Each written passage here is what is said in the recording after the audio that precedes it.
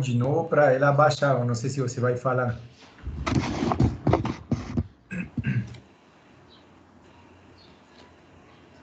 Já aparece na tela? Já está aparecendo, sim. Uhum. Acho que já está gravando aqui. Posso começar então? Eu vou só apresentar. Né? Boa tarde a todos. Sejam bem-vindos à nossa primeira palestra do ano 2022 do Seminário de Álgebra do PPMAT. Hoje temos o nosso aluno de mestrado, Gabriel de Freitas Pinheiro, que vai falar sobre certos tipos de polinômios de permutação. Ele é aluno de Guilherme Ticciotti, acho que ele vai defender o mestrado agora em fevereiro. Pode começar, Gabriel. Vocês estão vendo qual tela? A tela do Google, do Chrome ou a tela... Do Chrome. Do Chrome? Tem o Chrome. Uhum. Então tá. Dá para ver bem assim? Tem como você colocar em tela tamanho grande ou não? Deixa eu ver.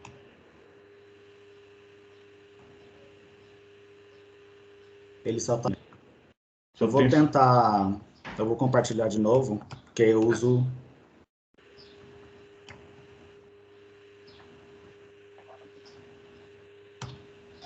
Vou tentar conectar no Microsoft Edge. Ok.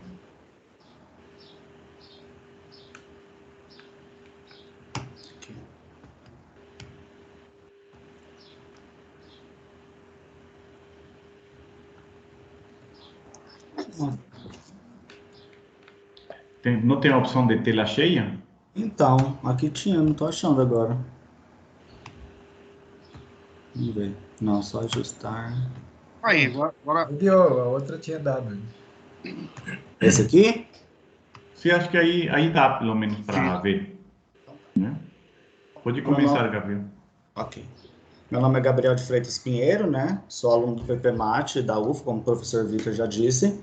E o meu trabalho está intitulado sobre certos tipos de polinômios de permutação, né? Meu orientador é o professor Guilherme. Então, inicialmente, eu vou trazer um pouco alguns aspectos históricos, né, relacionados aos corpos finitos e aos polinômios de permutação, porque nós estamos estudando polinômios de permutação, né, sobre corpos finitos. Então, vou trazer primeiro um contexto histórico sobre esses polinômios, sobre corpos e polinômios de permutação. Posteriormente, eu vou apresentar um pouco alguns resultados, né, um pouco mais aptos, alguns resultados sobre corpos finitos, e depois vou apresentar alguns critérios para definir o que são polinômios de permutação, e também depois alguns artigos que nós estudamos durante esse período, né? Então, inicialmente, a noção de corpos finitos que a gente tem atualmente, ela é dada graças, né, ao Évariste Galois, onde ele estudou algumas expressões... Ixi, o ruim que aqui não dá para ficar pulando, né? Onde ele estudou algumas expressões com essa caracterização aqui, né? B0 mais B1R mais B2R ao quadrado mais Bn menos 1 Rn menos 1, onde esse R é uma raiz de um polinômio, né? É a raiz de um polinômio, e os coeficientes Bis aqui são inteiros, né? Posteriormente, ele definiu o conjunto, né, de todos esses polinômios com essa característica, só que agora considerando os coeficientes, tomando todos os coeficientes como sendo inteiros, módulo 1'P, né? Aí, naturalmente, esse conjunto tem P elevado a n elementos, e, posteriormente, o Galois prova que esse conjunto é um corpo, né? Então, graças à contribuição de Galois para a teoria dos corpos finitos, né, a gente tem uma notação atual, que a gente chama um corpo finito de FQ, né? É um corpo com Q elementos, mas também temos a notação GF de Q, que vem do inglês Galois Field, né? Que é dado em homenagem ao Galois por toda a sua contribuição na teoria dos corpos finitos. Como nós já sabemos, polinômios sobre corpos finitos que induzem uma permutação sobre esses corpos, como nós já sabemos, né, os polinômios de permutação são polinômios sobre corpos finitos que induzem uma permutação sobre esses corpos, né? E o contexto histórico dos polinômios de permutação dá-se graças a dois matemáticos do século XIX, que é o Hermite e o Dixon, né? Inicialmente, o Hermite investigou as permutações sobre corpos primos, né? Já o Dixon, ele explorou as permutações sobre corpos quaisquer. Daí, né, conforme foi passando o tempo, esse tema foi cada vez mais ganhando repercussão, né, principalmente com o avanço da era digital, visto que os polinômios de permutação, eles têm bastante destaque em áreas como criptografia, desenhos combinatórios e códigos corretores de erros, entre outras. Então, a partir disso, muitos trabalhos foram sendo publicados. Nosso intuito, então, é trazer um pouco desses trabalhos, né, mostrar algumas famílias e classes de polinômios de permutação. Então, além de apresentar um estudo sobre os polinômios de permutação e resultados também mais gerais, né, sobre esses tipos específicos de polinômios de permutação, nós vamos apresentar alguns trabalhos que trouxeram as novas classes de permutação, como os feitos por Zheng, Yuan e Yu, onde ele estudou as permutações com a forma, os polinômios de permutação com a forma cx menos x elevado a s mais x elevado a qs, e os polinômios de permutação com a forma x, quando, né, um polinômio de permutação com essa forma, quando um polinômio com essa forma é de permutação. E o segundo estudo feito foi pelo Gupta e Sharma, né, onde ele estudou algumas certas classes de polinômios de trinômios de permutação com essa forma, x elevado a r vezes h de x elevado a q menos 1 sobre 3, só que considerando corpos de característica par, né? E toda a fundamentação teórica relacionada aos corpos finitos a gente tirou do livro Finite Fields, né, do Lidley. Então, inicialmente, eu vou apresentar aqui alguns resultados sobre corpos finitos, né? A caracterização dos corpos finitos, né, quando a gente vai estuda um pouco mais sobre corpos finitos, ela nos diz que a ordem de todo corpo finito vai ser potência de um número primo e que, reciprocamente, para toda potência de um primo, vai existir um corpo finito, tal que a quantidade de elementos desse corpo é exatamente igual a essa potência, né? Além disso, todo corpo finito com o mesmo número de elementos, né, corpos finitos com o mesmo número de elementos, vão ser isomórficos. Assim, vamos apresentar alguns resultados sobre corpos finitos para posteriormente definirmos o que são os polinômios de permutação e alguns critérios relacionados a ele. O primeiro resultado que a gente tem, ele é um resultado simples, é uma condição simples, mas que é necessária porque ela fala sobre o número de elementos de um corpo finito, né? Então, se eu tenho um corpo finito qualquer, que contém um subcorpo K com Q elementos, então a gente consegue calcular a ordem do corpo K através, né, usando também a quantidade de elementos, a gente consegue calcular a ordem do corpo F utilizando a quantidade de elementos do corpo K. Então, no caso aqui, se K é subcorpo do F, então o F vai ter, e K tem Q elementos, então F vai ter Q elevado a M elementos, onde esse M vai ser o grau da extensão de F sobre K. Eu trouxe um exemplo aqui só para exemplificar, né, um pouco melhor esse lema, que ele diz o quê? Se eu tenho, por exemplo, vamos pegar um corpo finito F, né, e K é um subcorpo de F que tem 3 elementos. E supondo que o grau dessa extensão aqui é 2, né? Então, pelo lemão vai seguir o quê? Que o F vai ter exatamente 9 elementos, né? Que é 3 elevado ao grau da extensão de F sobre K. Então, 3 ao quadrado igual a 9. Tá? A gente pode começar pelos corpos FP, né? Com esse P', e assim a gente pode construir outros corpos pelo processo de adjunção de raízes. Né? Ou seja, se eu tenho um polinômio f pertencente ao fp, que é irredutível sobre fp de grau n, então, por adjunção de raízes de f sobre p, de f sobre fp, né, nós vamos gerando os corpos finitos com p elevado a n elementos. Né? Esse próximo resultado, ele é bastante importante também para nós, porque ele garante a existência e a unicidade dos corpos finitos, né? Que diz, para todo primo P e todo inteiro positivo N, existe um corpo finito com P elevado a N elementos. E qualquer corpo finito com Q igual a P elevado a N elementos vai ser isomorfo ao corpo de raiz do polinômio xaq menos x sobre fp. Né? Então, pelo teorema da essência e unicidade, a gente pode concluir que o único corpo finito a menos isomorfismo, né, com Q igual a P elevado a N elementos, é o corpo de raízes do xq menos x sobre fp. Só que assim, não basta necessariamente que o FR, né, que o subcorpo seja somente contido no FP. A gente precisa que todos os elementos do FR satisfaçam a condição x elevado a q igual a x, né? Por exemplo, se a gente pensa aqui no F5 e no F7, né?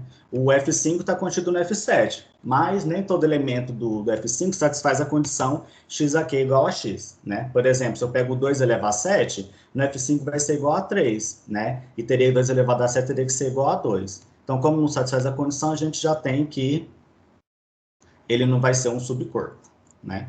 E aqui é outro critério, né? Que é o teorema 4 é um critério para um subcorpo, que diz seja Fq um corpo finito com P elevado a n elementos, então todo subcorpo do Fq vai ter ordem P elevado a n, onde esse m vai ser um inteiro positivo divisor de n.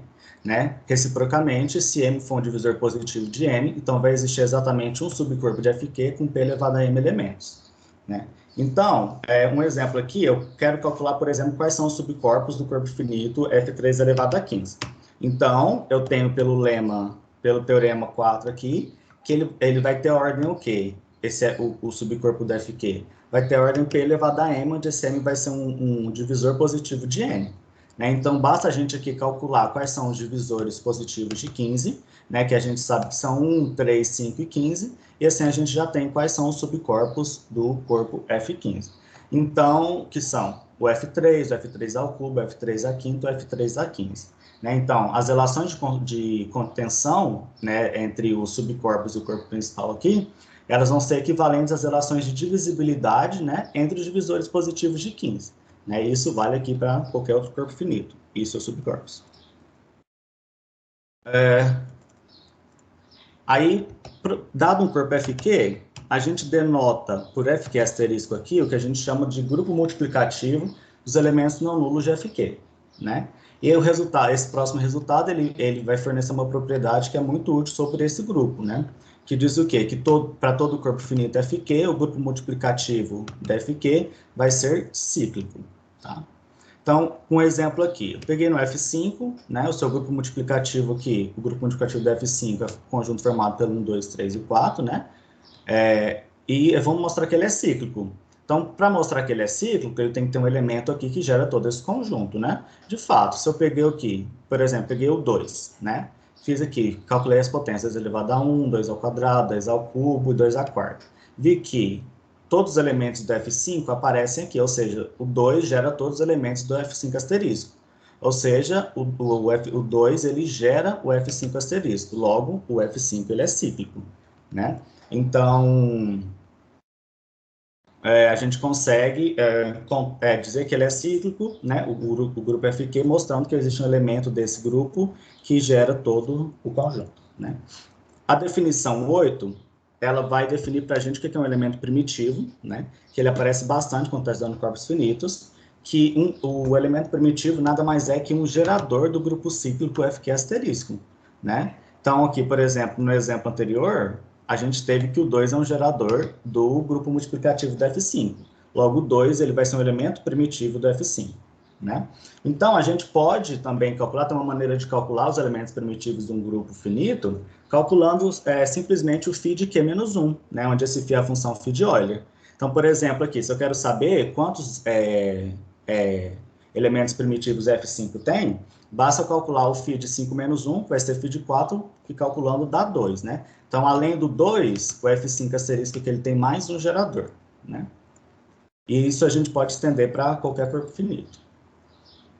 Agora aqui vamos ver uns dois exemplos de como a gente pode representar os elementos de um dado corpo finito, né? Então, eu peguei aqui, por exemplo, considerei o F8, né, como extensão algébrica simples do F2, de grau 3, o qual foi obtido por meio do quê?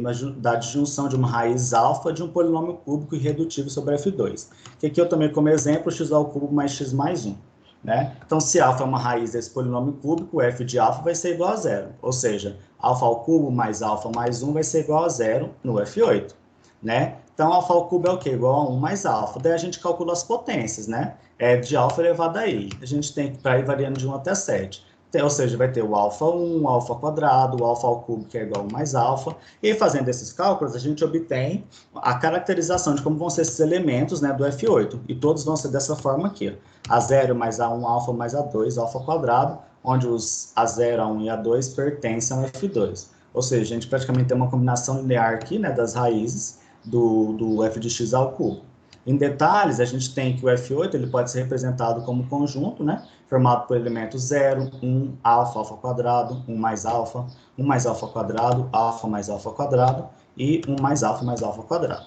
Uma outra representação que a gente tem é por meio das matrizes companheiras, né? Então, se eu tenho um polinômio mônico, aqui f de x igual a 0 mais a1x mais a n menos 1 x a n menos 1 mais xn com grau positivo n sobre um corpo, né? Então, a gente define a matriz companheira desse polinômio f como sendo essa matriz aqui, onde os elementos da última coluna são os elementos, né, do A0 até o N-1, mas com sinal trocado, e todos os elementos abaixo da diagonal principal aqui vai ser igual a 1, né? Lá na álgebra linear, a gente descobre, né, que, dada essa matriz A, ela satisfaz a equação f de A igual a 0. Né? Ou seja, então, quando a gente trabalha com a matriz companheira, o A está fazendo o papel como o papel de uma raiz. Né? Então, por isso que a gente também pode construir os elementos do FQ por meio da matriz companheira. Um exemplo aqui, eu peguei o mesmo polinômio de cima, só para mostrar a construção diferente, né? X ao cubo mais x mais 1 no F2. A matriz companheira dele é quem, né? Vai ser essa matriz aqui, onde os elementos daqui, da última coluna, são, o 1 aqui é do A0, né? Esse 1 é do A1, o A2, que seria A2x ao quadrado, não tem, né? Então, ele é igual a 0. Então, a gente monta essa matriz companheira, e assim como fez anteriormente, a gente calcula algumas potências e percebe o quê? Que o corpo do F8 ele é escrito, ele possui esses elementos, né? O A0, o I, que é a identidade, o B, B quadrado, I mais B quadrado, B mais B quadrado e o I mais B quadrado, né? Olha, como eu já disse, o I é a identidade, o 0 é a matriz nula, aqui 3 por 3 no nosso caso, e o B quadrado é o quê? B é a potência, é a matriz companheira ao quadrado. Tá?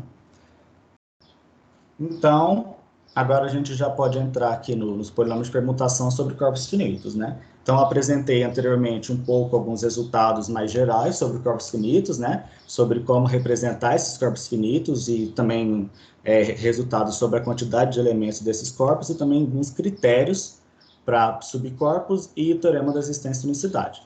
Então, agora eu vou falar um pouco sobre os polinômios de permutação sobre corpos finitos, né? Mais alguns resultados gerais e alguns polinômios especiais, né? Então, a gente diz o quê? Que um polinômio f pertencente ao fq, ele vai ser dito polinômio de permutação sobre esse corpo, se essa aplicação f que leva a de fa, de fq em fq, induzir uma permutação sobre o fq, né? Só que determinar os polinômios de permutação não é sempre um trabalho fácil, né? Aí, então, a gente tenta fazer o quê, né? Nesse trabalho, a gente tenta trazer, fornecer condições para que alguns polinômios arbitrários sejam de permutação, né? Então, o nosso primeiro resultado é o lema 12, que diz que um polinômio f pertencente ao fq de x vai ser de permutação se somente se uma dessas seguintes condições acontecem, né? Ou a função f ela é sobrejetiva, ou ela é injetiva, ou a equação f de x igual a tem uma solução em fq para cada a em fq, ou f de x igual a tem uma única solução em fq para cada a em fq. Então, por exemplo, aqui, essas duas últimas condições nos remete ao quê? A calcular, encontrar as raízes de f de x menos a igual a 0, né? Então, um exemplo para poder utilizar esse lema é o exemplo 13, onde eu pego aqui f de x como sendo o polinômio x ao cubo mais 1 no f de 5, né? Calculei o f, né, em cada elemento do F5, ou seja, no 0, no 1, no 2, no 3 e no 4, né?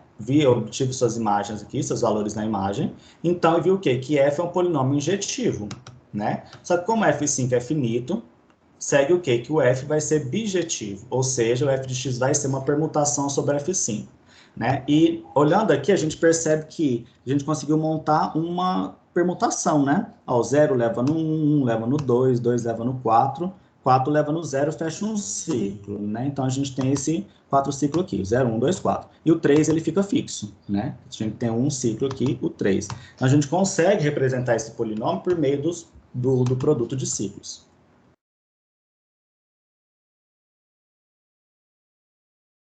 Aí, uma observação aqui anterior a ser feita é que o número de bijeções, né, num conjunto com N elementos, a gente já viu lá quando estudou teoria dos grupos, né, principalmente os grupos de permutação, é que ele possui N fatorial, né, possui N fatorial de permutações ali. Então, assim como, né, generalizando esse conceito aqui para os corpos finitos, né, para os polinômios de permutação, quer dizer, vão existir, então, Q fatorial polinômios de permutação sobre Fq com grau menor do que Q, tá?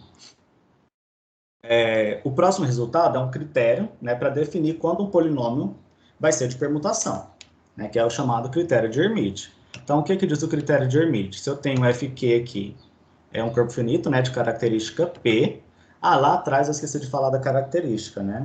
Esses corpos, né, quando a gente pode falar na verdade, o teorema lá da existência e unicidade, na parte da unicidade, ele nos fornece a justificativa, né, para falar em corpos finitos com Q igual a P elevado a N elementos, né, ou de ordem Q, e de fato tratá-los, né, denotá-los por FQ.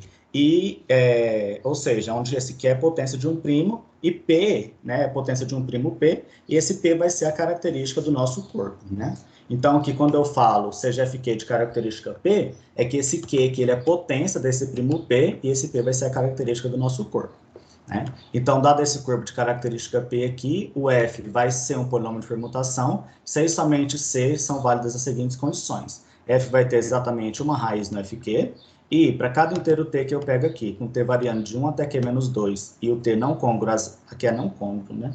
Não congruo a zero módulo p, a redução do f de x elevado a t módulo x que é menos x tem integral menor ou igual a 2. Né? Então, aqui a gente tem duas condições, vamos pegar um exemplo para analisar essas condições. O exemplo 15 aqui, eu peguei o polinômio que a gente já tinha trabalhado ali com ele anteriormente, né? Eu estou pegando, às vezes, os mesmos polinômios para mostrar por maneiras diferentes que ele é de permutação, né, de fato. Então, peguei o polinômio x ao cubo mais 1 no F5.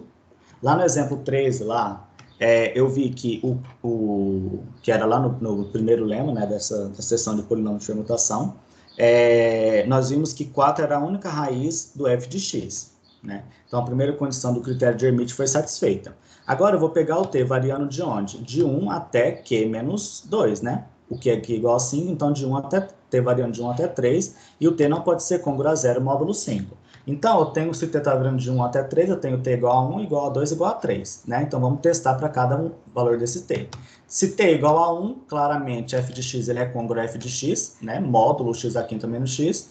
E o quê? O grau de f de x é quem? 3. Né? Ou seja, ele pede o quê? Que o grau e o que dá dessa redução tem grau menor ou igual a Q menos 2. Ou seja, aqui para nós o grau da redução tem que ter grau menor ou igual a 3. E aqui a gente tem que o grau do f de x é igual a 3. Beleza.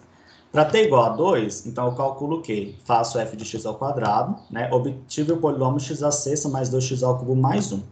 Fazendo a redução módulo x a quinta menos x, eu tenho que esse polinômio ele é congruo ao polinômio 2x ao cubo mais x ao quadrado mais 1. E esse polinômio aqui, ele tem grau 3 também. Né? E agora a gente testa para o último valor de t aqui, que é para t igual a 3. Então, a gente tem, calculo f de x ao cubo, né? Eu obtive o polinômio x a nona mais 3x a sexta mais 3x ao cubo mais 1. Fiz a redução módulo x a quinta menos x, obtive esse polinômio que também tem grau 3. Então, esse polinômio satisfez todas as condições do critério de Hermite, portanto, ele é um polinômio de permutação sobre o F5. Né? Uma observação a ser feita é que aqui fica fácil, né? Quando o polinômio ele tem grau pequeno, fica bem fácil de calcular essas potências, né? De calcular essas reduções, mas cada vez mais que o valor de Q cresce, por exemplo, se eu pegasse F2 elevado à décima, né? Já fica um pouquinho mais difícil para calcular, assim, vamos dizer, manualmente, né? Essas potências e calcular essas reduções. Então, a gente busca outros critérios para poder determinar quando que um polinômio é de permutação. Agora, vamos ver alguns tipos especiais, né, dos polinômios de permutação. Todo polinômio linear vai ser de permutação sobre FQ, né, ou seja, todo polinômio linear da forma x mais b, né, onde esse a e b pertencem a FQ e o a é diferente de zero. E o monômio xn vai ser de permutação se somente seu MDC de n, que menos 1 foi igual a 1. Né? Então, assim, são polinômios um dos mais simples, né? O linear e o monômio. Agora, outro tipo especial de polinômio, que são os p-polinômios aqui que eu coloquei, né? Ou q-polinômios, na verdade. Na verdade, era q-polinômio, botei p, mas tudo bem. Ou também chamado de polinômios linearizados. Nós vamos dizer que esse polinômio aqui, L de x, escrito como esse somatório, vai ser de permutação, se somente seu L de x tem somente o zero como raiz em FQ, né? Sendo FQ aqui de característica P. Né? Então, o exemplo 18, eu tenho que, eu considerei, peguei como exemplo o 2 polinômio x à quarta mais x ao cubo mais x quadrado no F2, né? Calculei suas raízes no F2, vi que a única raiz aqui é o zero, né? Então, como a única raiz do f de x aqui no F2 é o zero, segue do teorema 17, que o f de x vai ser de permutação sobre o F2.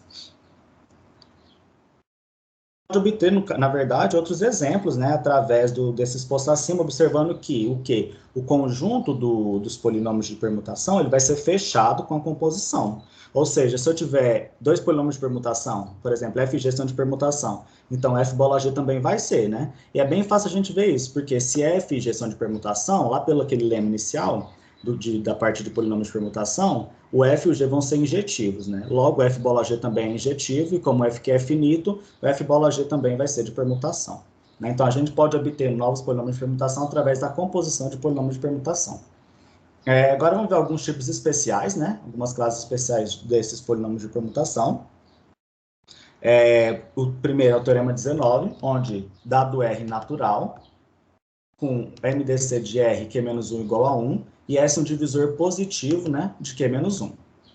Então, eu pego G, um polinômio aqui no f de x, e verifico se G de x elevado a S tem somente a raiz nula, né, como raiz desse polinômio. Se tiver, ok. Então, se satisfaz tudo isso aqui anteriormente, então f de x, que vai ser escrito como x elevado a r vezes g de x elevado a s elevado a q menos 1 sobre s, vai ser de permutação sobre fq, né? Vamos ver um exemplo aqui. Peguei r igual a 3, s igual a 2 e q igual a 3 também.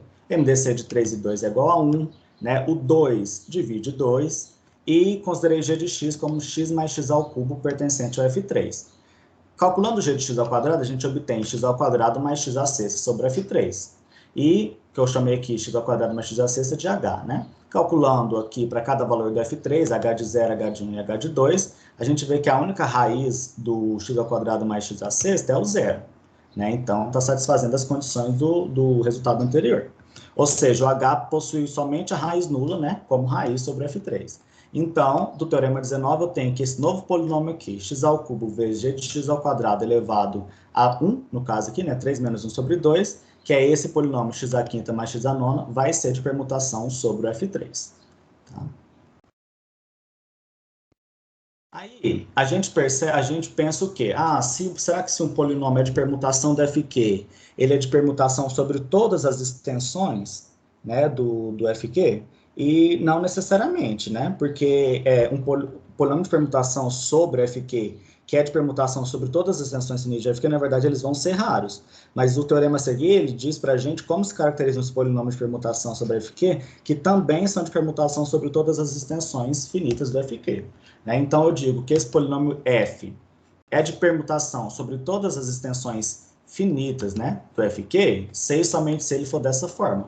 A vezes x elevado a p elevado a h mais b, com esse a diferente de zero, p é a característica do fq e h um inteiro não negativo. Né? Então, essa é a cara dos nossos polinômios que são de permutação sobre todas as extensões finitas do fq. Né? Peguei um exemplo aqui, bem simples, né? Para a igual a 1 e b também igual a 1, h igual a 2 e p igual a 3. Né? Coloquei nas notações do teorema anterior e vi o quê? Que o polinômio x à nona mais 1, pertencente ao f3 de x, é de permutação tanto sobre f3 tanto quanto sobre todas as suas extensões finitas. Tá? Então, a gente tem que ter isso em mente, que nem todo polínômio que é de permutação sobre fq é de permutação sobre todas as extensões finitas do fq. Né? E essa é a caracterização dos polinômios que satisfazem essas condições. Aí, uma outra definição é sobre os polinômios de Dickson, né? Então, dado n aqui maior ou igual que 1, e um inteiro, né? E o a pertencente ao grupo multiplicativo do fq, os polinômios Gn de xa pertencente ao fq, que são definidos como esse somatório aqui, eles são chamados polinômios de Dickson do primeiro tipo de grau n, na indeterminada x e com parâmetro a. Né? Então, essa é a definição dos polinômios de Dickson. Porém, a gente tem uma definição formal desse tipo de polinômio, né? Que é dada por essa soma aqui, né? Que é dado por essa soma desse polinômio, dessa expressão aqui elevada a n mais essa expressão elevada a n, né? Então, vamos ver sobre quais condições os polinômios de Dickson são de permutação. Então, a gente diz que o polinômio de Dickson, Gn de xa, né, com esse A pertencente ao grupo multiplicativo aqui do Fq, é de permutação sobre Fq, se e somente se o MDC de n e q² menos 1 for igual a 1. Né? Um exemplo trivial que a gente toma aqui é para o caso em que A é igual a zero. Né? Vamos ver aqui na definição formal. Se o A é igual a zero aqui, ó, eu vou ter que o g de x0, Gn de x0, vai ser x mais raiz de x ao quadrado, né, sobre 2 elevado a n, mais x menos raiz de x ao quadrado sobre 2 elevado a n. Né? Como raiz de x ao quadrado é módulo de x, pronto, né? Quando, por exemplo, se módulo de x for igual a x, a gente tem aqui x mais x, né? Que vai ser 2x sobre 2x elevado a n, porque x menos x vai ser igual a zero do lado de cá. E quando for negativo, daqui zero, e daqui fica x elevado a n, né? Então, usando a definição formal, fica bem simples de ver que Gn de x0 é igual a x elevado a n. Ou seja, o mônico, né? Polinômio mônico aqui. O monômio, quer dizer, né?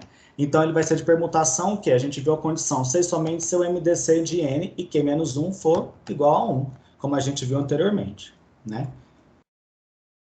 Agora, vamos entrar um pouco nos artigos, né? Que a gente trabalhou, que foram o do Gupta, né? E do Yuan, que vamos tratar um pouco os polinômios de permutação com formas especiais, né?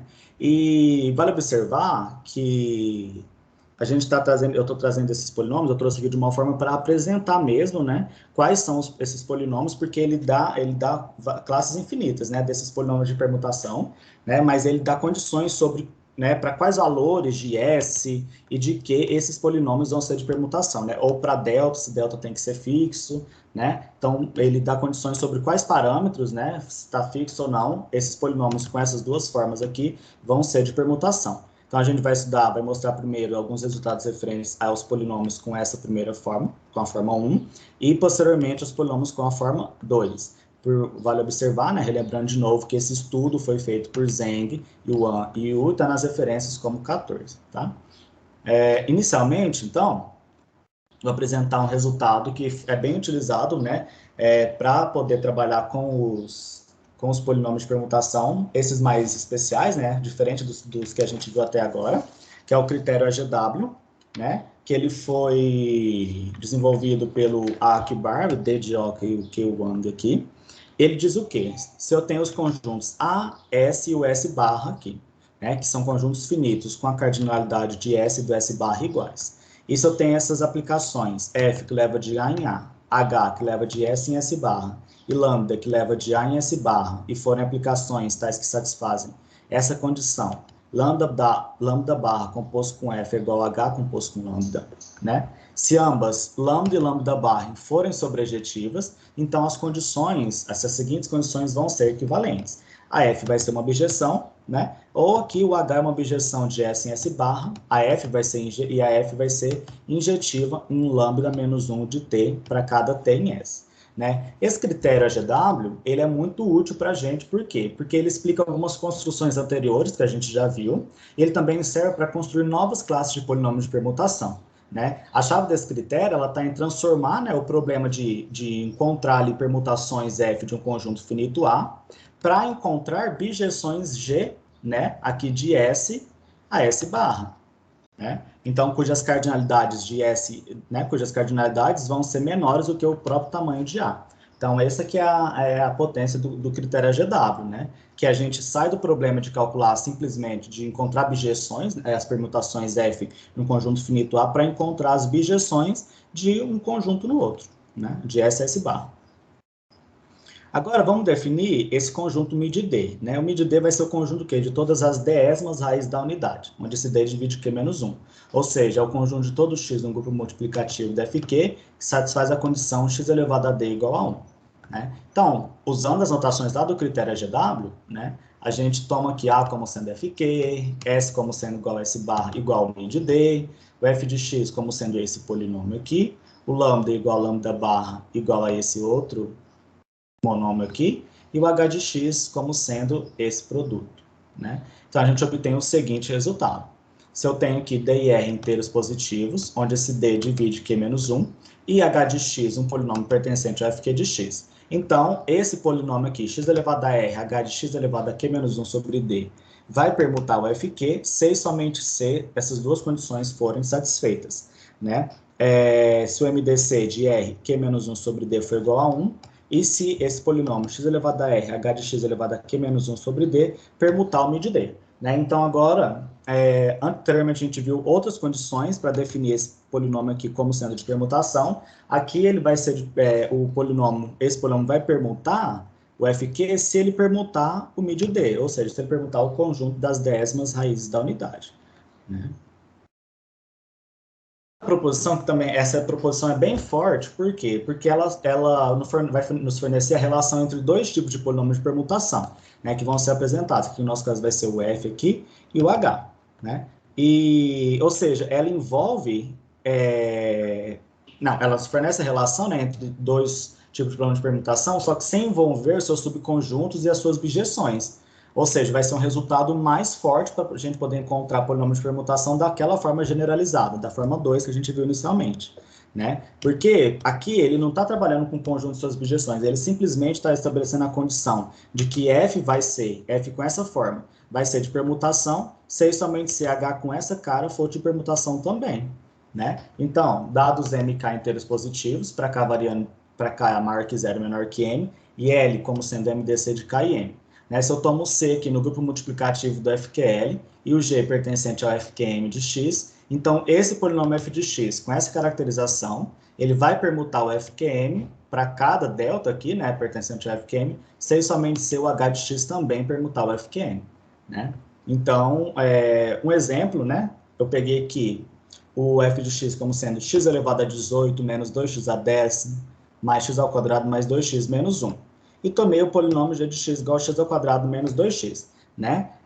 Tomando m igual a 1 e k igual a 2, lá pela notação da proposição 27, né? Substituindo aqui o f de x, escrevendo como g de x elevado a q elevado a k menos x mais delta mais c de x, eu obtenho que esse polinômio f de x, ele é escrito como g de x a nona menos x mais 1 mais o 2x, né? Então, ou seja, já obtive a cara do f de x, né, utilizando o polinômio g. Agora, pronto, basta eu ver se esse f ele é de permutação, e é simples, né, de verificar que, nesse caso, né, que a gente está pegando aqui no F3. Verificamos no F3, vimos que ele é de permutação, então, pronto, o H é de permutação. Basta substituir na notação do teorema, né, ou seja, vai fazer g de x a nona menos g de x mais 2x, e obtenho x a 18 mais x a nona menos x ao quadrado mais x. Também vai permutar o F3. Né? Então, é um critério bem forte, é um resultado bem forte, porque para polinômios, né, com aquela segunda caracterização, que é essa aqui, né? X elevado a k menos x mais delta mais um c de x, né? Ok. Agora, a gente vai ver polinômios de permutação com a forma cx menos x elevado a s mais x elevado a sk. Né? Então, esses aqui são alguns resultados assim, preliminares, né, que a gente traz, e eu não trouxe as demonstrações porque elas são bem grandes, são bem extensas a maioria, então eu estou trazendo mais, apresentando mais quais são, né, alguns polinômios de permutação que já são comprovados que são realmente de permutação, né, algumas famílias, né, desses polinômios, e as condições para que esses polinômios sejam de permutação. Então, o teorema 29, ele considera que S como sendo 3q ao quadrado mais 2q menos 1 sobre k, ou seja, ele dá o quê? Ele já diz, o resultado já diz quem tem que ser S, né? Onde você pertence a que conjunto, né? Então, sobre essas condições, esse polinômio é de permutação, né? Assim como os outros polinômios que a gente vai ver a seguir. Então, considerando S com essa caracterização e C no grupo multiplicativo do FQ quadrado, então o polinômio f de x da forma cx menos x a s mais x elevado a qs permuta o FQ quadrado se essas duas em cada uma dessas duas condições, né? Para o caso em que Q é congruo a 1 módulo 8 e menos 2 sobre C elevado a Q mais 1 sobre 2 foi igual a 1, e para o caso em que Q é igual a 5, é congruo a 5 módulo 8 e o 2 sobre C elevado a Q mais 1 sobre 2 foi igual a 1. Né? Um exemplo aqui, eu peguei Q é igual a 9, né? Ou seja, a gente vai ver sobre o F9. Não, a gente está vendo sobre o FQ quadrado, né? Então, a gente vai ver sobre o F81 aqui. Então, estou pegando Q igual a 9 e C igual a menos 2, né? E pertencente ao quê? Ao grupo multiplicativo do F81. 9, ele é congruo ao módulo 8, né? E menos 2 sobre menos 2 que é 1 aqui, né? Elevado a qualquer potência que vai ser igual a 1. Beleza, então satisfez ali, a gente viu que está testando para a primeira condição aqui. Esse item I aqui. Além disso, S aqui, a gente calcula o valor de S, a gente vê que dá 65, né? Usando esse S aqui, ó, 3Q² mais 2Q menos 1 sobre 4. Né? Então, pelo teorema 29, o polinômio com essa cara aqui, menos 2x, menos x a 65, mais x elevado a 585, vai permutar o F81. Né? Então, a gente consegue aqui obter um polinômio ó, com um grau bem alto, né? Então, assim, esse teorema 29, ele nos dá classes de polinômios cada vez maiores, né? Em que o grau é cada vez maior. De modo análogo, né, a gente também pode definir outra classe infinita desses polinômios, né, dessas classes de polinômios. Agora aqui para o caso em que essa é essa forma, Q mais 1² sobre 4. C também está no grupo multiplicativo do FQ². Então, esse polinômio vai ser de permutação, sem somente ser, ele é de permutação, vai permutar FQ² em cada um desses casos, né? Para o caso em que Q é congruo a 5 módulo 8, e vale essa condição, e para o caso em que Q é congruo a 1 módulo 8, também vale essa segunda condição. Então, assim, são resultados parecidos, né? As condições são parecidas, mas muda aqui, às vezes, os valores dos nossos parâmetros, né? S vai mudar em cada um desses casos. O teorema 32, ele já muda, ele já é um pouquinho diferente, né? Então, aqui a gente está tratando o quê? A gente quer aqui que Q seja potência de um primo, né? E já dá a condição que Q seja congruo ao módulo 3, e que S seja Q² mais Q mais 1 sobre 3. Então, esse polinômio aqui, f de x igual a x menos xas mais x elevado a qs, permuta o FQ².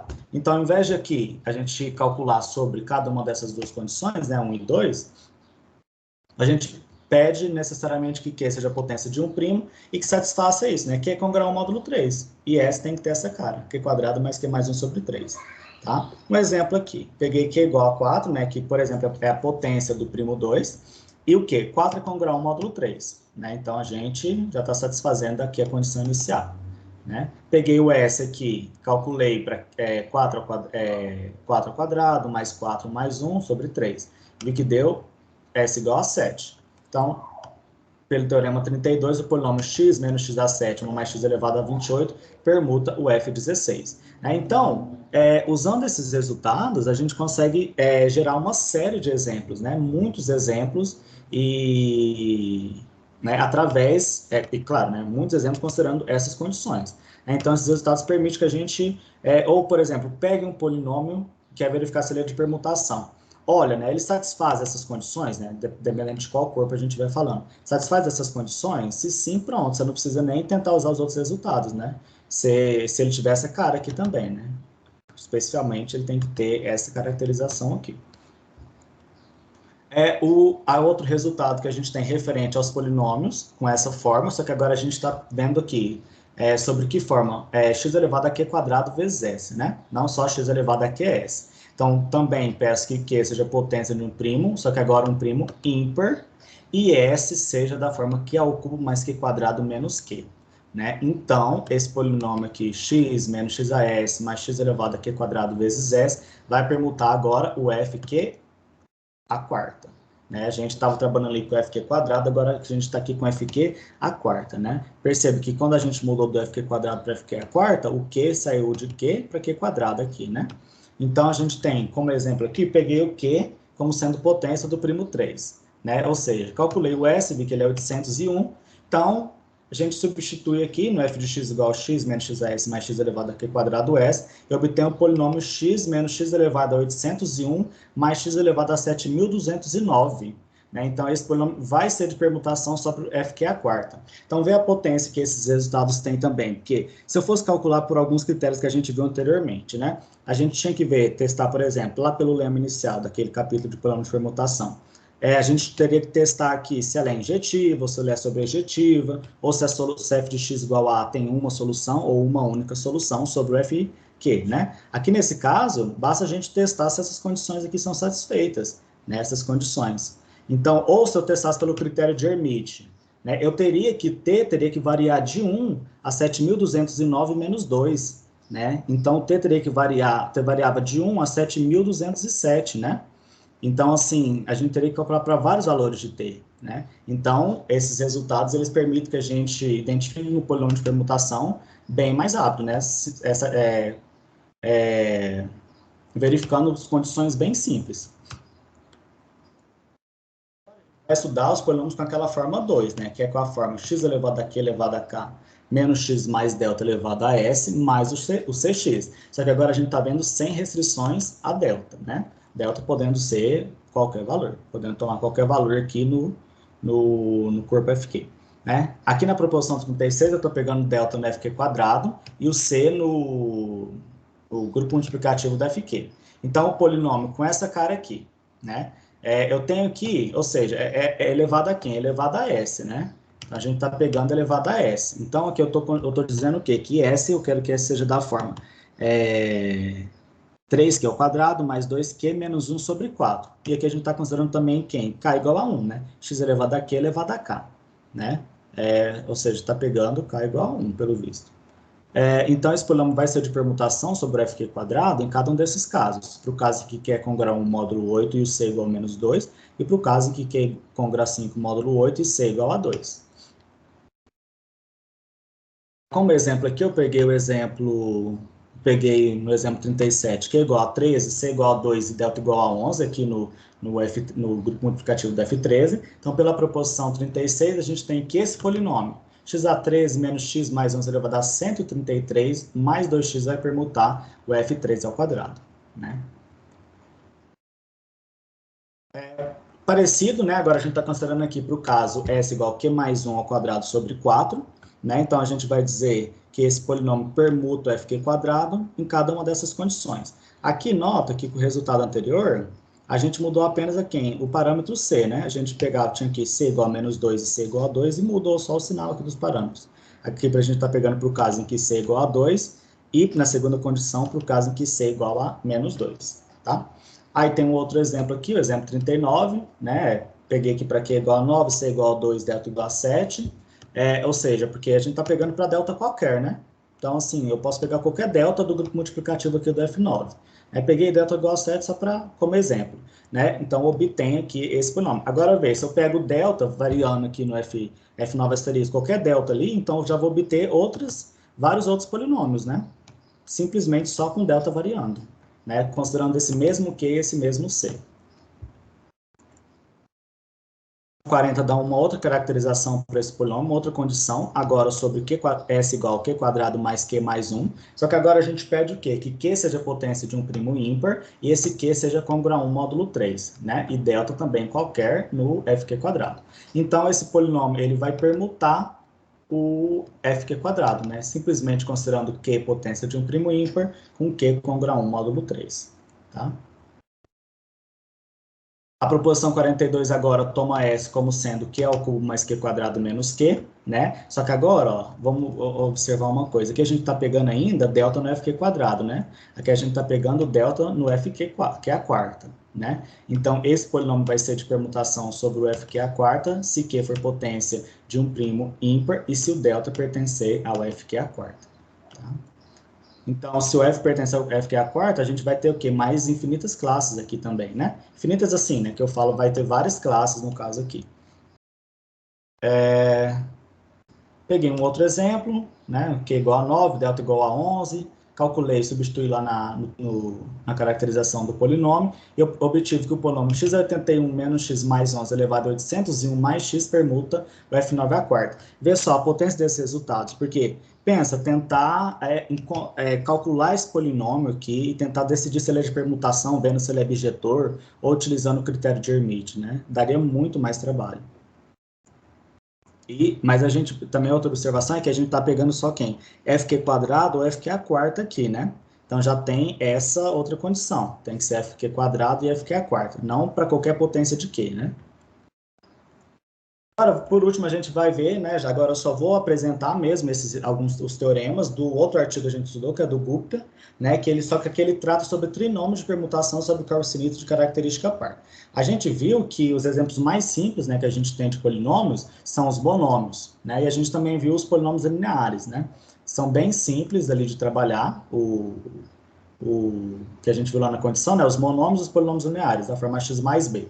A gente viu que xn permuta fq, se somente seu MDC de n, que menos 1 foi igual a 1, só que a gente viu que cada vez mais vai ficando mais difícil o trabalho, né? Porque para binômios e trinômios a situação já é diferente. A gente só conhece algumas classes de binômios e trinômios de permutação, que são conhecidas, que nem no artigo anterior a gente viu algumas classes, né, dos trinômios de permutação, de trinômios que são de permutação, e também apresentamos alguns exemplos. Agora a gente vai estudar os trinômios de permutação com essa forma, x elevado a r vezes x elevado a q menos 1 sobre 3, para q igual a 2 elevado a 2m e d igual a 2 elevado a m mais 1. Os resultados dessa seção foram obtidos por Gupta e Sharma, né? Está nas referências como sendo o 4.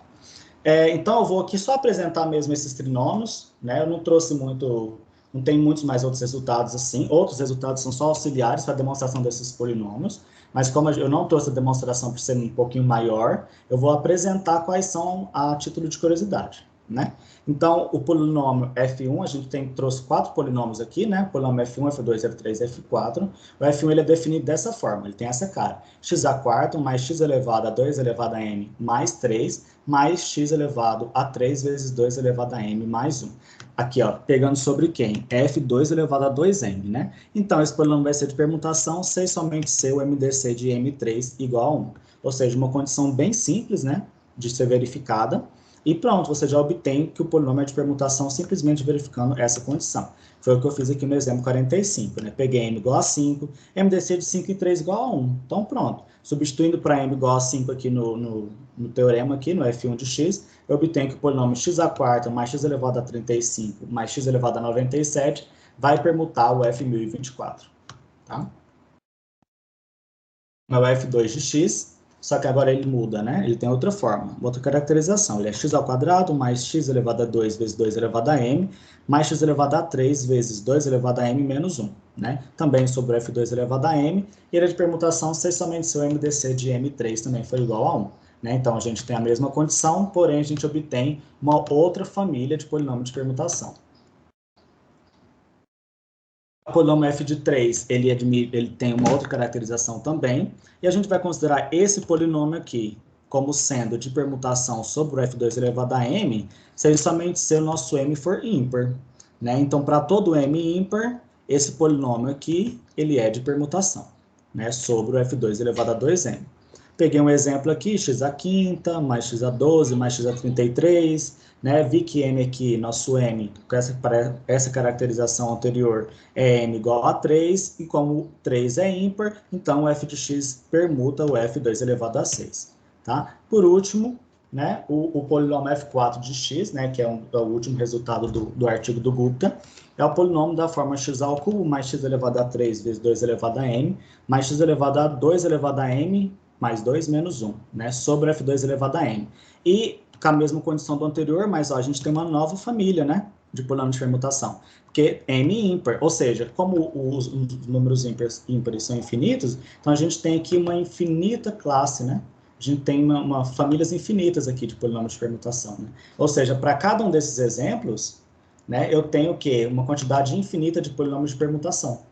Né? Então, essa última parte foi sobre isso, né, trazer esses polinômios de permutação e apresentá-los. Então, o trabalho focou nisso, né, trazer um pouco sobre o que são os corpos finitos, que são os polinômios de permutação, alguns critérios e alguns polinômios de permutação que já são demonstrados, né, porque não é um trabalho fácil você determinar, você achar polinômios de permutação, né, então, mais a título de curiosidade, eu trouxe esses polinômios, sem as demonstrações, porque senão extrapolaria muito tempo. Né? E aqui, por fim, as referências. Ok, só isso. Muito obrigado, Gabriel. Vamos aplaudir. Obrigado.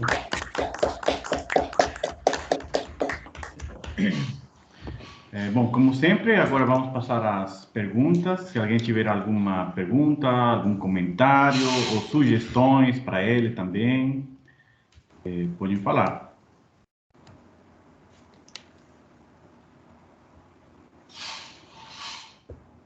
Oi, eu tenho algumas aqui, posso? Pode, claro. Oi, Gabriel. Acho que você não me conhece, eu também não te conheço. Eu sou aqui de outra universidade do IFE. Você está terminando o mestrado agora, né? Isso. Tem algumas coisas que eu ouvi aqui. Eu estudo geometria algébrica, então não estudo bem corpos finitos, então talvez eu fale alguma besteira, vocês me corrijam, mas ouvi algumas coisas aqui. No lema 25, você já tirou os slides, né? Mas no lema 25 era aquele que tinha... Quer que eu Você ia compartilhe? passar de... Põe de volta, talvez é melhor. O lema 25 é o que você ia passar de objeção de S ou de um mapa de S para S barra para objeções de A, alguma coisa assim. E tem uma composta F com O H, critério H, agitado. bola. É o lema 25. Lá você podia ter desenhado diagrama comutativo. Uhum. Fica mais fácil de ver esse. Tem um diagrama aí que você desenha, né, para ficar claro. É bem mais fácil de ver se você botar o diagrama aí do que só as letras. Né? O diagrama já fica claro de uma vez. Tem uma parte que você definiu uma função formal que tinha uma raiz quadrada de x ao quadrado menos a, Do alguma coisa assim. Você polinômio de lembra que Dixon.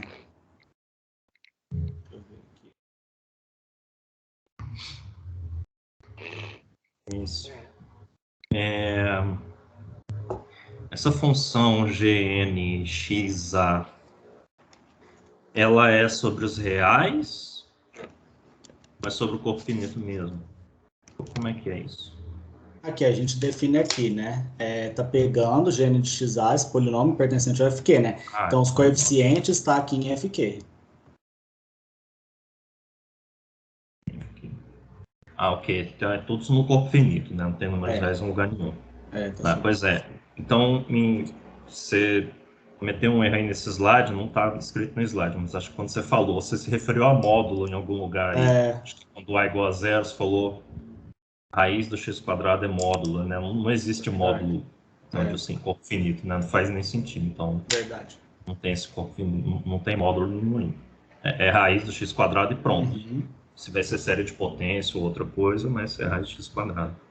Uhum. E lá em cima, é um dos primeiros slides, quando você escreve alguma coisa, um polinômio de grau 2, ou todos os elementos de um polinômio de grau 2, é mais em cima. É tipo A0 mais A1.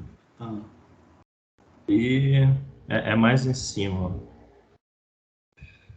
Lá em corpos finitos, então? Provavelmente. Acho que é por aí, um pouco mais em cima.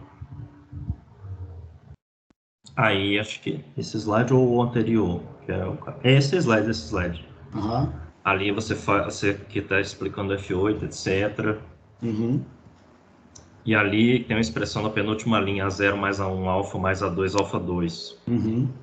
Aí a sentença que você falou que bateu aqui no meu ouvido, que você falou que é praticamente uma combinação linear. Ali é uma combinação linear, literalmente. Uhum. Os A's estão no corpo, né, no F2. Então, é uma combinação linear. Uhum. Tem espaço vetorial e tudo, né? Poderia falar praticamente uma combinação ou como uma combinação linear se fosse, sei lá, uma soma infinita, que aí você diz que é como uma combinação linear, ou se os coeficientes são inteiros, ou não estão no corpo, né, estão no anel, aí é como se fosse uma combinação, ou praticamente. Mas aqui é uma combinação linear no sentido da palavra mesmo, né, porque os coeficientes são no corpo. E fora isso, talvez você não ache isso, né, seu coordenador não ache isso, mas eu achei que você usou muito do seu tempo para falar de coisas mais elementares. Mais ainda porque é um seminário de álgebra aqui, né? Então você falou bastante de corpo finito, bastante coisa de corpo finito, né? A teoria tudo e tudo. Eu vi aqui, acho que você usou uns 20 minutos, ou uns 40 minutos para falar de corpo finito, e do seu trabalho mesmo, que são os artigos, né? Você falou uns 20 minutos só. Sim. E você não fez demonstração, você fez mais rápido. Eu não trouxe demonstração porque, realmente, as demonstrações dos resultados que eu coloquei aqui mais de polinomios de permutação são bem grandes, principalmente dos polinômios, para mostrar que eles são de permutação. Aí eu achei que ia ficar muito extenso, porque eram 40 minutos, eu devo até ter passado um pouco, ou bastante. Onde eu sei foi 1 hora no total. Quando deu 40 minutos, você começou a falar dos artigos, eu acho. Eita. Então, talvez você repensa o quanto você quer falar de coisas mais básicas. Básicas para quem está no seminário de álgebra, né? Não estou dizendo que alguém na rua vai saber que um corpo finito tem P elevado a N elementos, mas aqui no seminário de álgebra, você pode tocar isso, eu imagino, direto, né? Já que você vai falar de um artigo aí de álgebra com vários resultados sofisticados, você precisa passar de algumas partes mais rápido, né, para chegar neles, senão você não chega. E olha que eu achei que era pouca coisa que eu coloquei de corpo finito, eu falei demais. Pois é, talvez dá para cortar mais. Você vai assumir que a pessoa está entendendo, né? Alguns não vai entender, mas se você for sempre fazer tudo, você nunca vai chegar em lugar nenhum. E a parte sua aqui mesmo é os artigos, né? O que diferencia o seu mestrado de qualquer outra coisa que tem no seminário, no seu aí no curso, é os artigos que você estudou. Então, é bom que você fale deles. Sim. E as demonstrações, é verdade, são grandes, não é só do seu trabalho. Quase todos os mestrados, as demonstrações são muito grandes, você vai colocar. Mas talvez você pode pegar a mais simples delas, um caso particular, e botar aqui para a gente ver como é que é a demonstração. Porque eu nunca estudei isso aqui, né? Então, eu entendi mais ou menos o que você está fazendo. Mas eu não sei que tipo de técnicas vai usar lá para provar esse teorema que você enunciou. Eu gostaria de ver 1 ou 2 slides aqui só com o esboço da demonstração, para saber mais ou menos como é que ele está fazendo a demonstração. Eu não sei, eu nunca vi, então... É isso aí que eu queria acrescentar, espero que ajude você. Mas foi bom de maneira geral. Obrigado.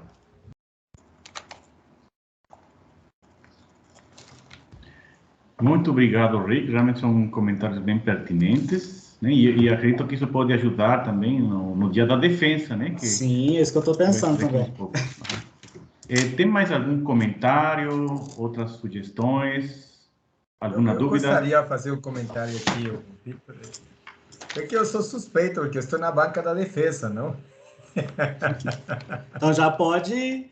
Já posso fazer as perguntas, não, Gabriel? Bom, o Rick fez os comentários bons demais. Eu gostei uma coisa assim, de você estar apresentando exemplos, não? Desses aí, algumas particularidades, bastantes exemplos aí, isso foi bom, não? Só tem, bom, alguns comentários. No segundo artigo, quando você apresenta os polinômios F1, F2, F3, F4, eu acho que você podia ter colocado todos eles quase que em um slide só. Sim. Porque todos eles, quase que, assim, foi repetir o mais, e é algo que economiza o tempo, e você aprecia, a gente consegue ver, e todos são sobre F2 elevado a 2m, não? Isso. Então, até o corpo finito é o mesmo, que ele vai ser de permutação. Então, às vezes, se você condensar todo em um slide só, seria interessante, não? Porque a gente talvez uma tabela, né? Isso, numa tabelinha aí seria bem legal, não? E fica bem apresentado e a gente conseguiria ver todos eles e a diferença do M, porque fica dependendo se o M é ímpar, bom, de condições sobre o M ou condições que têm que ser satisfeitas. Acho que isso seria uma coisa. E a outra, bom, no primeiro artigo eu percebi que vários critérios usavam o que é congruente a alguma coisa, módulo 8. Aí vinha a minha pergunta. Na demonstração, dá para se perceber por que módulo 8? Ou não sei. Eu não li sua dissertação ainda, né? Então não me vi as demonstrações, mas eu percebi aqui, por exemplo, alguns critérios do primeiro artigo que você apresentou, eles toda hora falavam módulo 8, não? E esse 8 não está relacionado com nada aí, não sei. Aqui, né? E outros também tinham módulo 8, não sei se na demonstração você consegue ver por quê, ou não sei, pode ser que talvez não seja algo que os autores conseguiram, não sei. Sim, eu também não vejo muito, porque ele utiliza, né? Ele mais utiliza a condição para mostrar que é de permutação. sabe? Por exemplo, ele usa aqui, é que eu tenho o resultado aqui, a demonstração, mas eu não vi muito assim, tipo, dizer, por que que tem que ser 8, sabe? Só demonstrou que vai ser de permutação se esse caso aqui for satisfeito. Aí mostra para um caso, né? Não deixa o outro a título de para o leitor fazer, sabe? Mas não mostrou muito por que é módulo 8. É porque, assim, é que se fosse só um critério, tudo bem, mas se você vê, são vários outros, não? É Esse verdade. tem o outro resultado também que pega ele em módulo 8, e acho que deve ter uns 3, não sei. Mas, bom, não, isso às vezes é assim mesmo que a gente tenta ver, não? Porque às vezes alguns critérios o autor usa, porque futuramente, para seus estudos, ou às vezes você consegue variar alguma coisa e fazer algo novo, não? Isso, quando a gente estuda as demonstrações dos teoremas, isso aí mais ou menos essa é a ideia, não? Mas, bom, também imagino que pelo tempo você falou bem rápido, não? E pelo que estava apresentando, assim, tinha um acelerômetro aí, mas às vezes se apresentar menos coisa como o do básico, como o Rick aí falou, às vezes podia ir um pouco mais pausado e seria bom, não? Mas em geral, muito bom, não? Obrigado. Valeu.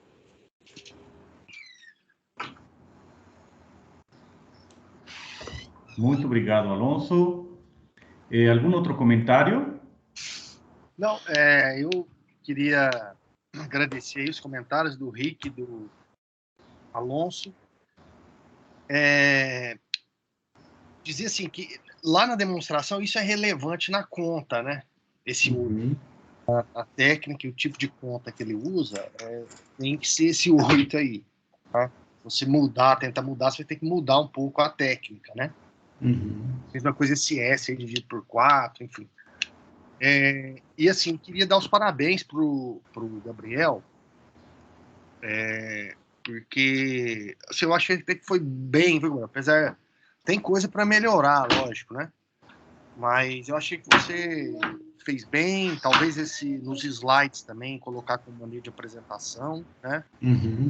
Eu não tinha visto, o Gabriel não tinha me mandado a apresentação, então, assim, como uma iniciativa sua, né, e sua cara aí pela primeira vez, né, que você está fazendo um seminário, eu acho que foi bom, claro que vai ter coisa aí para melhorar, né? Comentários aí do Alonso, mas foi muito bem, tá? Obrigado. E aí, para defesa, a gente vai fazer um pouco diferente, né? Sim. Mesmo porque vai ser uma defesa, né? A banca ali, em tese, tem mais conhecimento até do que está participando aqui do seminário, né? Você é um expert em permutação, tal, corpus unidos e tal. Tá certo? Certo. Mas eu achei que valeu. Bom, Gabriel, obrigado. Obrigado. Muito obrigado, Guilherme, também.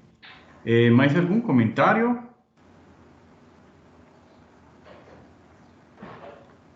Bom, eu acho que podemos parabenizar o Gabriel novamente, né? Pela palestra.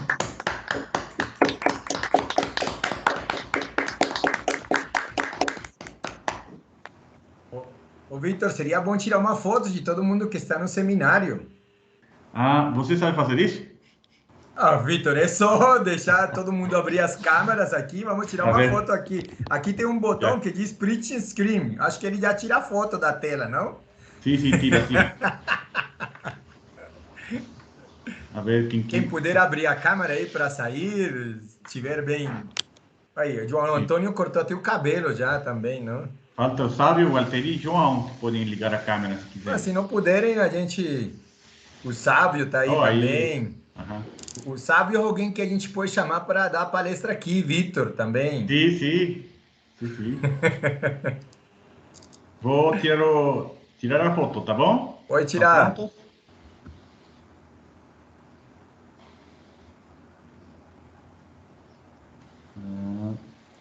O jeito que eu tiro foto é meio estranho, mas enfim.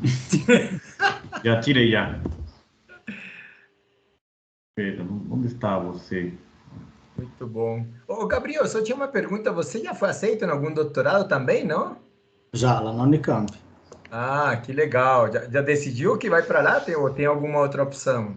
Eu tinha passado na UFSCar também, mas eu decidi ir para lá. Ah, tá. Legal, muito bom. Ok. Tomei uma fotinha, então. Pronto, Ok. Victor. Então, beleza. Beleza, então. Muito obrigado a todos. A gente se vê daqui a 2 semanas, vai ser a palestra do João. Tá bom? Beleza. E acho que já faz contato com o Sávio aí, Victor, que ele não tem falado aqui no seminário. Então já pode ser depois do João, já é o Sávio, não? Sim, pode ser, pode ser. Vou falar com ele. Beleza, gente. Valeu, falou. Um abraço. Até mais. Até mais. Falou, gente. Mais. Até a Tchau. próxima. Tchau. Valeu. Opa, Sávio. Até mais.